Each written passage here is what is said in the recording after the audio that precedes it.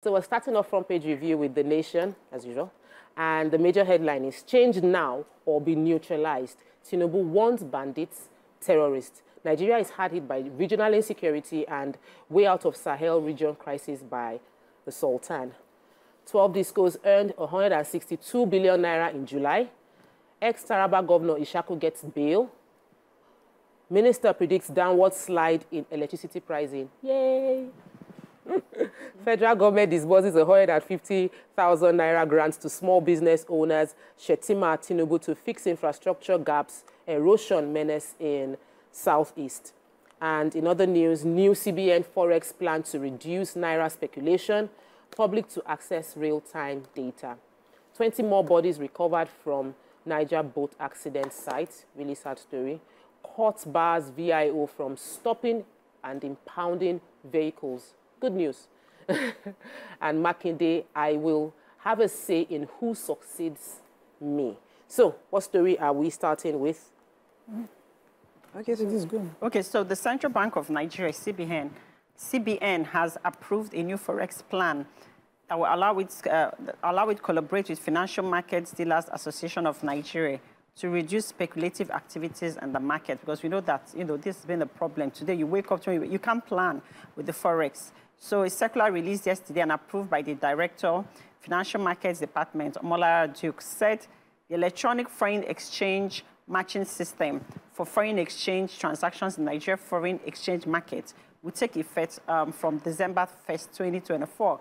But a 2-week test run, will be done in the month of November for them to see how that goes. According to her, the new policy provides that authorized dealers would subsequently conduct all foreign exchange transactions in the interbank FX market on the electronic foreign exchange matching system approved by the CBN, where the transactions will be reflected immediately.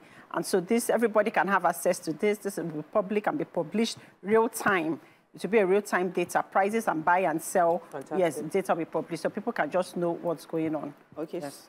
So I have the story of the bodies that were recovered from the Niger boat accident site. They say 20 more bodies were recovered yesterday from the river in Mokwa local government area of Niger State, where a boat carrying 200 people capsized. They say this brings the number of bodies recovered to 36 and 114 feared dead.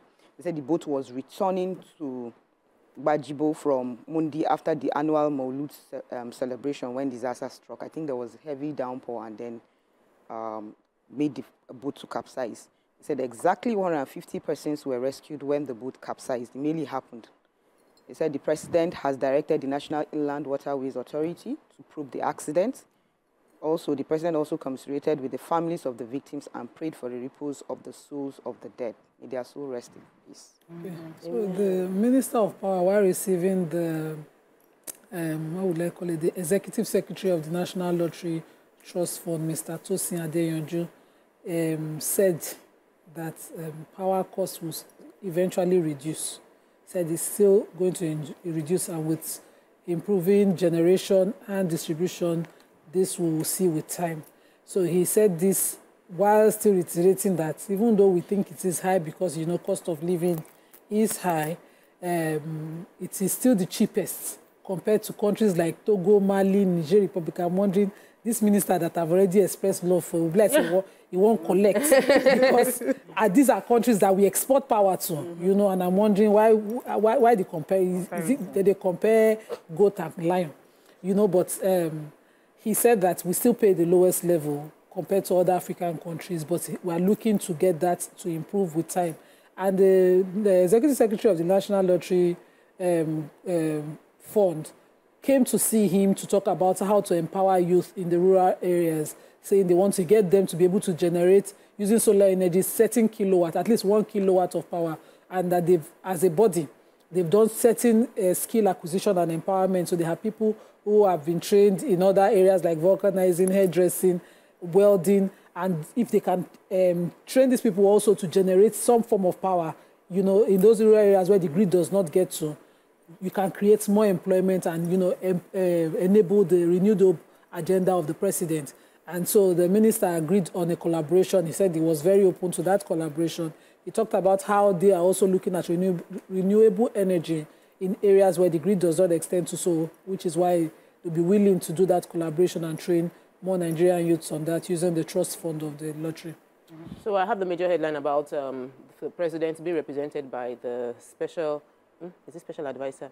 The National Security Advisor, Malam Nuhu Ribadu, was speaking at the News Agency of Nigeria event, Enough is Enough, and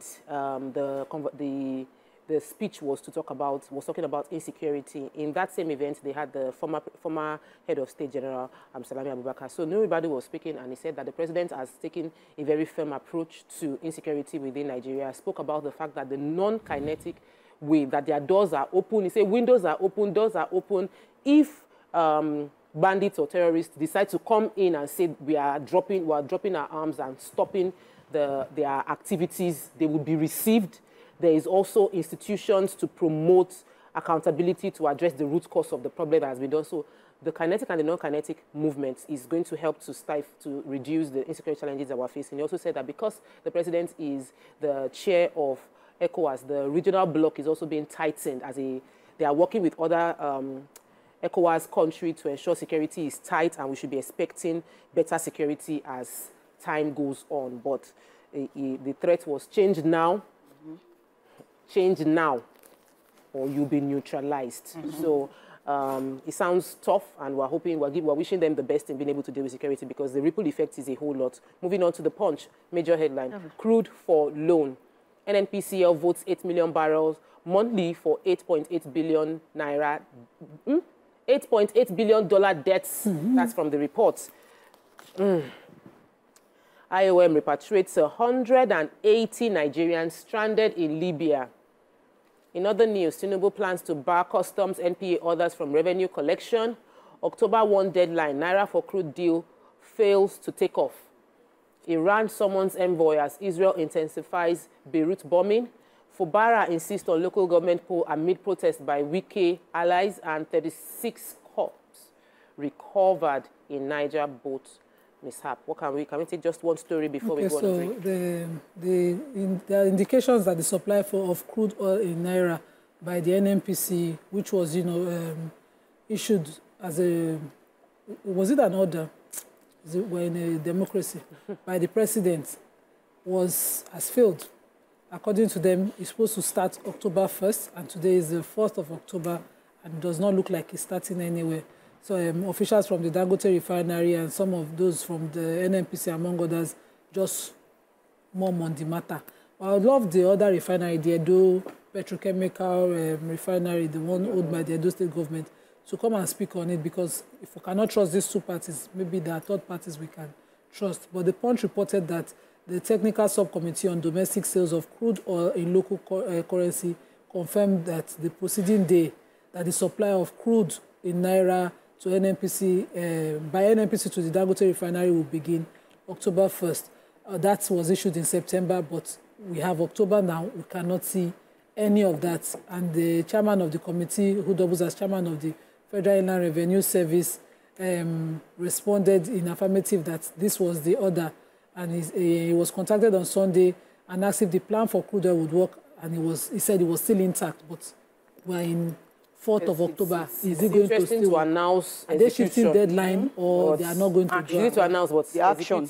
Yeah. But continuing front page review with The Nation, I know that I have the story. Yes, I have the 180 Nigerians that came back from Libya. They said the total of 180 Nigerians stranded in Libya returned home on Wednesday evening, marking a significant effort to provide humanitarian assistance to those in need. They said the returnees included 67 adult females, 55 adult male, 24 female children, 18 male children, and 16 infants.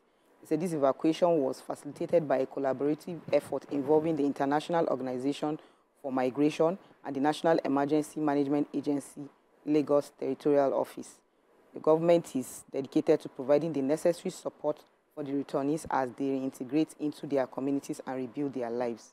We are happy that they are back, and the government is saying they are going to make sure that they are comfortable as they are back now. They're going to make sure that they sink in and leave their... They don't make another effort to go back. As if they will start doing videos. So, okay. I mean, Yeah. President Bola Tinubu may bar revenue-generating agencies from collecting revenues on behalf of the federal government as he plans to introduce a single-agency Nigeria Revenue Service to handle the tax. I agree with this because I just feel it's going to stop corruption and a whole lot of things. Anyways, this came as the federal government instituted a comprehensive set of fresh tax reforms aimed at significantly boosting the revenue collection.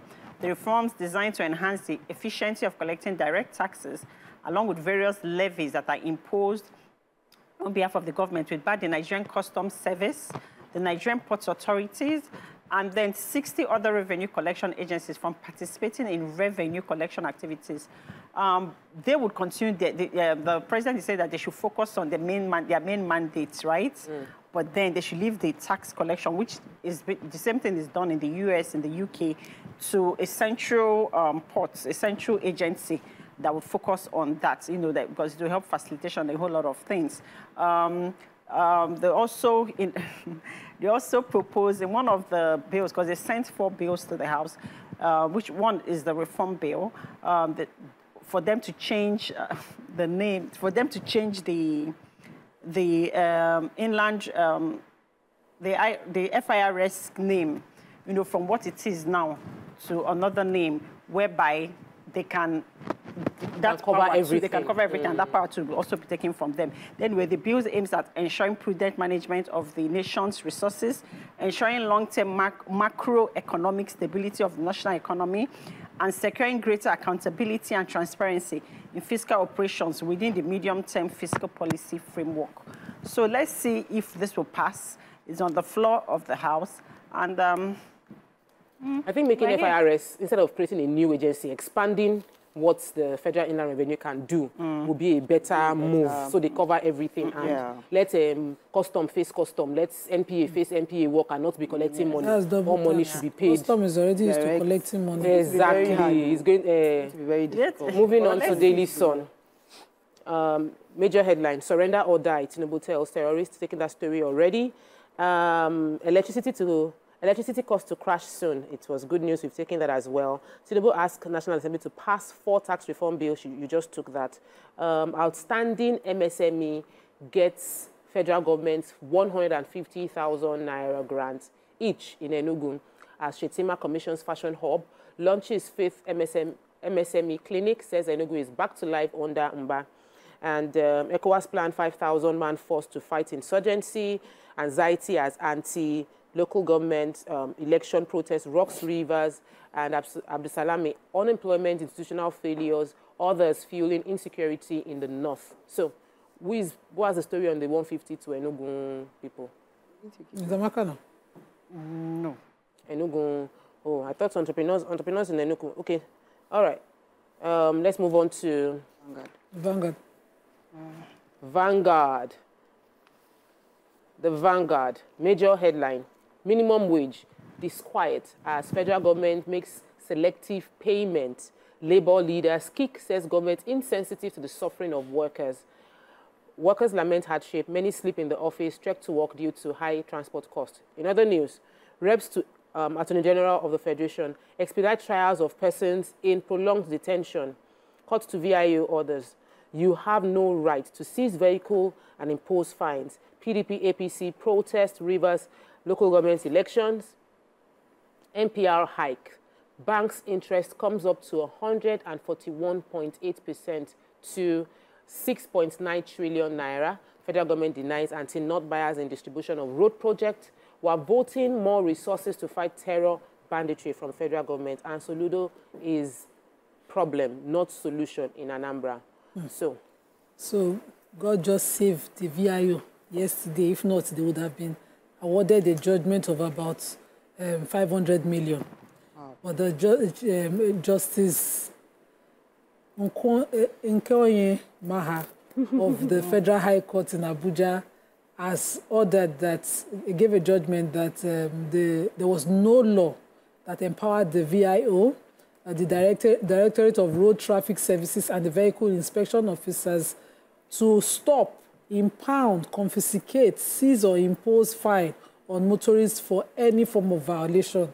So this applicant who was arrested by the VIO in Jabi are taking them to court in 2023 and asked the court to determine if their actions were wrong, oppressive, unlawful, and a gross violation, and included, damages of about 500 million. Of course, his lawyers, Femi Falana, there's a reason why I'm mentioning, because somebody wants to stain the name, but right now, the name is still fighting for justice, and Femi Falana had gone to court on his behalf. They demanded the 500 million as general and aggravated damages, and the court awarded 2.5 million as small, they say for just too much, but the court has said that their actions are illegal as regards confiscation of vehicles. I think they're also a service provider. Remember when Ambode came in, he removed every of them from the road. And people were wondering why. At that time, the debate had come up about whether they should be on the road or they should not be. I think they are based in the office, and Nigerians should be made to go there for their services of roadworthiness and certifications and all of that. And the police should be the only one on the road. The police too many people. So many. The police too. Traffic. Yes. Except Kai. This morning, I did not see them inside their corner where they usually greet me. I was like, they never received this body.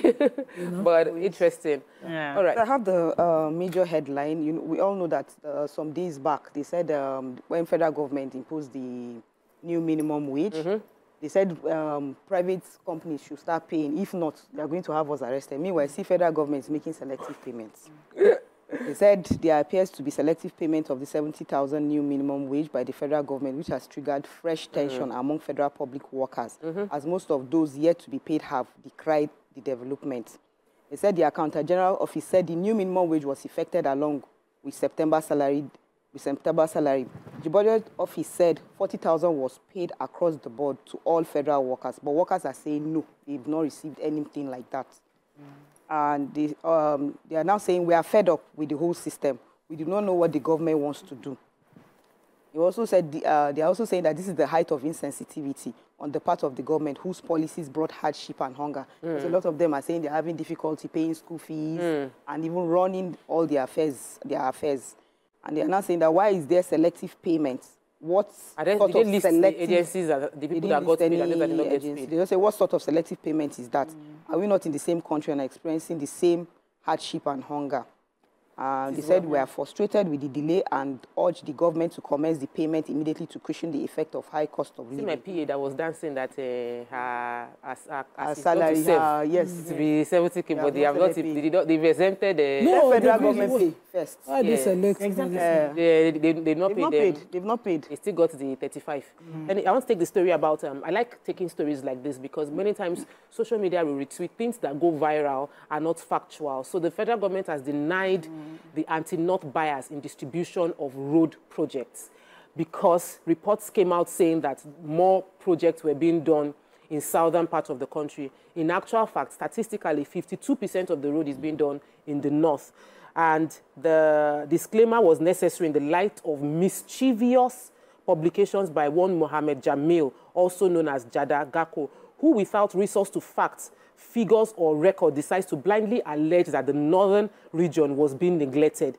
So the ministry's director, that's the Ministry for Works, has denied the application. The director for Press and Public Relations, Mohammed Ahmed, in Abuja yesterday, has said the roads being implemented and be renewed in the renewed Hope agenda, and made a list of the roads and the length of the roads. And based on that fact, the northern part of Nigeria has gotten 52% of road rehabilitation being done there, as opposed to the entire southern part of Nigeria that has 48%. Please, let us be quick to get details before retweeting and reposting and resharing and believing everything you see online from people who are just mischief makers. Moving on to our final paper for today, Nigerian Tribune. Major headline, we have taken the story, Tinubu to terrorists and bandits surrender or face renewed military onslaught. And in other news, we have the senator backs bill for South-South Development Commission, says it's different from the NDDC and NDDC to undergo a name change.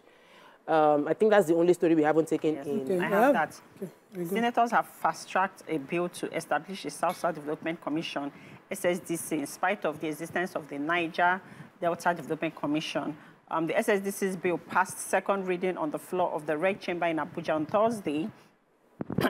On Thursday, just as lawmakers proposed amendments to the North-West Development Commission Act and the South-East Development Commission Act earlier passed by the National Assembly, it came amid indications that the Senate will also amend the NDDC's Act in order to enable the Commission to undergo a name mission to accommodate oil-bearing community in the country, irrespective of geopolitical zone, because it's been said that they don't cover certain regions, just like Cross River State.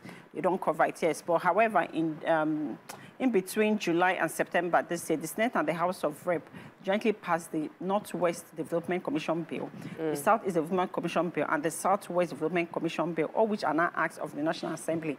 So on Thursday, this was brought up again for the South-South, and it's been revisited, and it's receiving positive support and overwhelming support from the senators. Yes. Okay, so that's all we can take on Front Page Review for today. I'm excited about the Lagos State signing and federal government signing MOU to upgrade Ekpe General Hospital to a federal medical center. I think it is a major positive move for people in Ekpe right now. So we're looking forward to the implementation of the MOU.